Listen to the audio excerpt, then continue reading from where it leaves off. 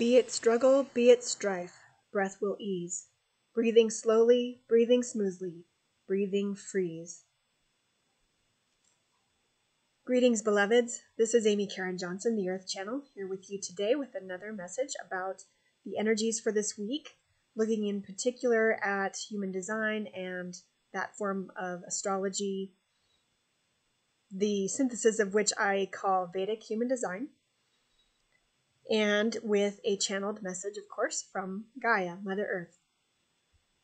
Last week I spoke a bit about some of the changing energies that are coming this month and how the fact that they're changing, I believe I mentioned this, is a big reason why we are struggling a bit with it.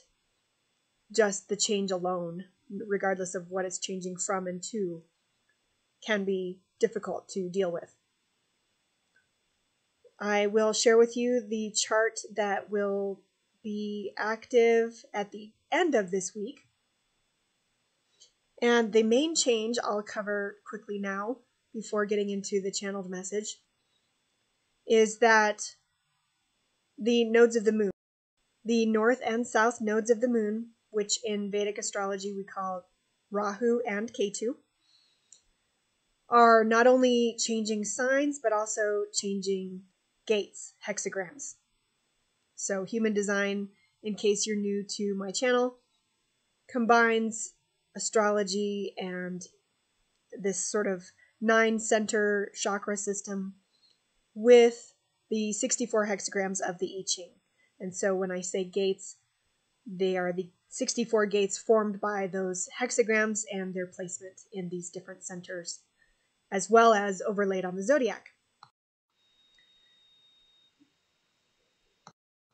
So not only are the nodes of the moon, Rahu and Ketu, changing signs from Taurus to Aries, as well as, well, just to clarify, Rahu and Ketu are always opposite of each other on the zodiac. So that's Rahu that is changing from Taurus to Aries, and Ketu is changing from Scorpio to Libra. Also, the hexagrams are almost aligned at this point in the alignment that I use. So it's also, Rahu is also going from the 8th gate to the 23rd, and Ketu is going from the 14th to the 43rd. The interesting thing about these two gates, the new ones, the 23 and the 43, is that they form a complete channel, which is not typical for gates that are exactly opposite of each other. Although just a couple of months ago, we came out of a phase where Rahu and Ketu were in one of the other sets that is exactly opposite of each other, the 20 and the 34. For these, the 23rd is in the throat center, and the 43rd is in the third eye center, also known as the ajna. Now, as I mentioned a few months ago, and even up to a few weeks ago, when Rahu and Ketu were in the 20 and the 34 gates, they were forming the connection between the sacral center and the throat. Meanwhile, we had Pluto and Uranus forming the 2461 channel connecting the third eye to the crown chakra, also known as the head center in human design. So we had this definition up here, as we call it, connected, active, as well as this definition down here, connected and active, but not a connection, not a connected, active connection between the two. And that was what made it a little bit difficult for those of us who are not used to that kind of energy. Those of you who may have had that in your birth chart somehow or other may have dealt with it better because you're more used to it. But others of us struggled with that connection between head and throat, that sort of thing. Now, that connection is going to be there for over 4 months. And so we are really going to feel what it's like to have that connection active for the first time and the longest time that we've had it in a while. We always have it every year, at least a few times, but it's usually only for a few days. So this Rahu and Ketu are slow moving points on the zodiac, and they generally go retrograde. And so that's why they're moving backward as opposed to the other planets, which move forward through the zodiac. Sorry if my hand motions are a little bit opposite from the way you're looking at the camera and this video, but I think you know what I mean, hopefully. Enough to be moving on with. So when someone, anyone, and it will be all of us for these 4+ months, has the 2343 channel defined, I normally don't talk much about the negative effects of gates and channels and centers and all that kind of thing. But they do sometimes refer to this particular channel as the channel of deafness. And sometimes it's just one of the gates, but I have noticed it a little bit more so when the full channel is defined. And the reason for it, so it's not without reason, it's got a purpose, and some people really live that purpose out to their fullest, and other people maybe not as much, but no judgment here on who is and who isn't. I have just noticed that people who do have it defined in their birth charts don't always hear other people, and it's because they have a very specific, unique sort of idea that needs to get out into the world. And if they stop to listen to other people, they may be distracted from it. The message may not get out. And so that's why it's called the channel of deafness, and that's why it can be a good thing. But now, with all of us having this channel defined for these 4+ months, get ready to hear quite a bit of chatter, basically. And even though you may feel like you can be heard a little bit more than usual, perhaps, or your voice at least may be heard, but what you're actually saying may not always be heard because everyone else is chattering too. So I encourage you, excuse the noise, to do your best to get in touch with the other centers of your body, whether they're defined or not. Breathe into them. And I believe that actually Mother Earth is going to speak to this more. So I will let her speak to it probably more eloquently than I can as to the best way to handle these energies for the next several months. Okay, so let's close our eyes and take a few deep breaths and connect with Gaia.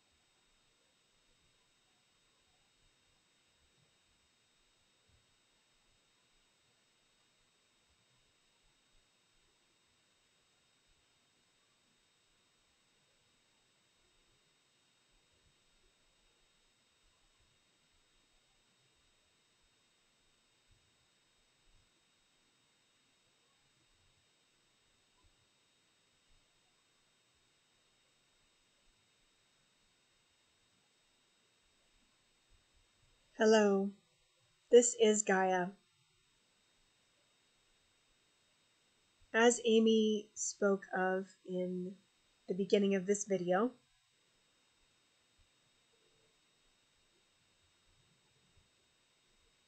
breathing can help everything.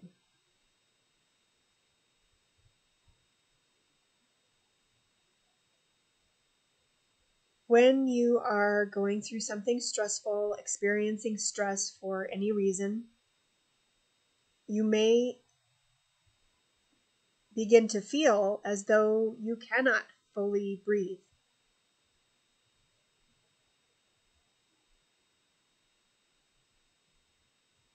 You may hold your breath unconsciously or even consciously, potentially, which in and of itself is not such a bad thing.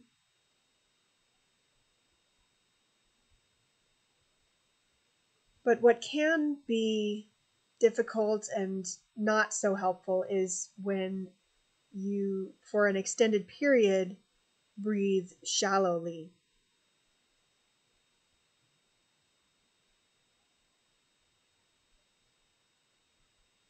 When you allow yourself to take a full breath, it allows the energy to flow a bit better through your whole body. But perhaps even more importantly, when you allow yourself to fully exhale without forcing it, just to fully let everything go until it becomes uncomfortable to let anything else go.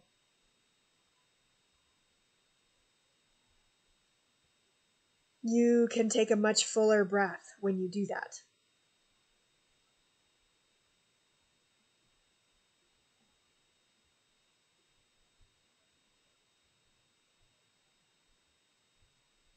Amy has been working on slowing down her breath, as she mentioned in a video not too long ago. And the way that she has found is the easiest to do that is to first exhale completely, as we described, and then to count during the in-breath as high as she can go comfortably without forcing.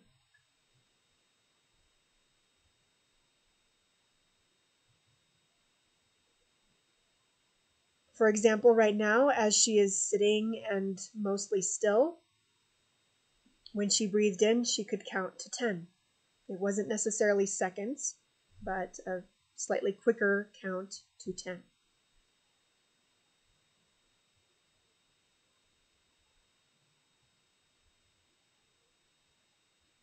Then she exhales down that count. So from 10, it would be 9, 8, 7, 6, 5, 4, 3, 2, 1, 0.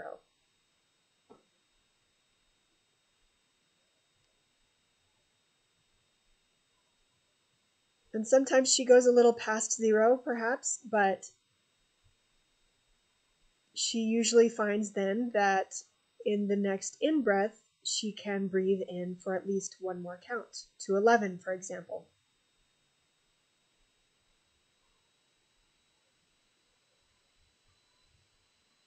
And she can't always sustain the longest count for that many breaths in a row, other than 15 generally is the longest she can sustain for a while at this time.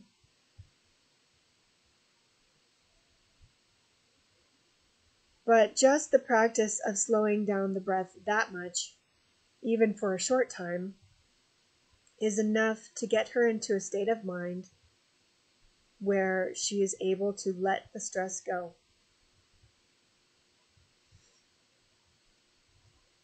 Then to take it one step further, if she simply tries to forget about the stressful thing while she breathes, that is still helpful. But what is even more helpful is when she can bear that stressful situation in mind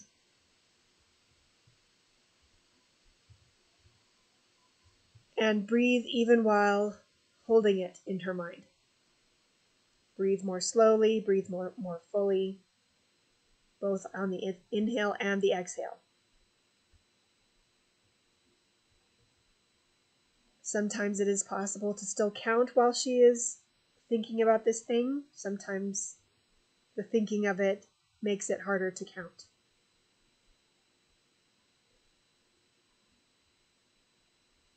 But by breathing more fully while picturing the situation helps to diffuse and dispel the stress associated with it.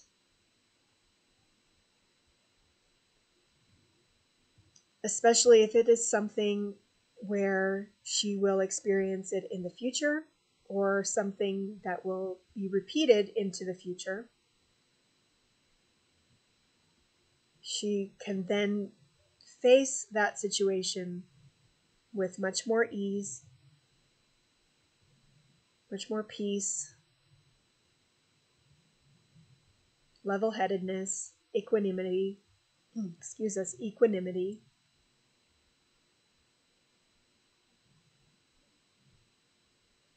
And with the perspective of many more possibilities related to it.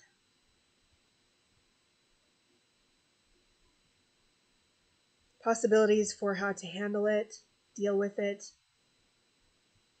transform it. So, for example, as Rahu and Ketu move into the gates 23 and 43, as Amy mentioned, there will be perhaps a bit more chatter around for the next few months. And so, if you truly want to be heard,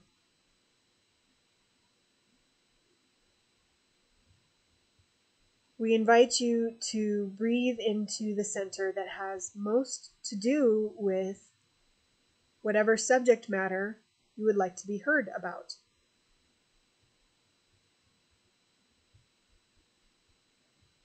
If it has to do with someone's health, well-being, that kind of thing, safety,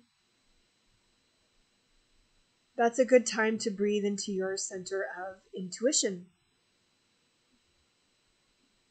Connecting to that center and allowing it to inform your throat and your third eye, which will be active in the next few months, so that you can sense right timing relative to what you need to say for it to be most effective.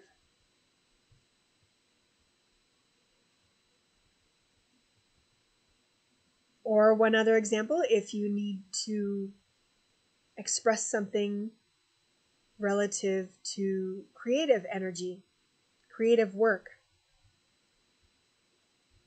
something that will take a sustained effort. Breathe into your sacral center until you can imagine the situation that will cause that center to light up with a strong yes response.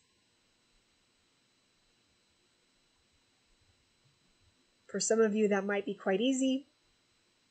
Others of you who have the emotional center defined may need to feel it out for a while first before you land on that ideal environment in which to perform that work.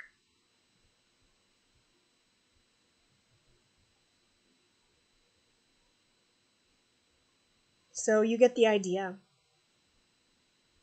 how breathing can help you.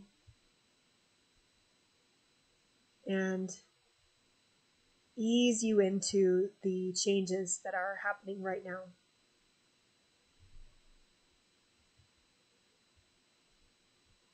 We thank you so much for joining us. Namaste, beloveds.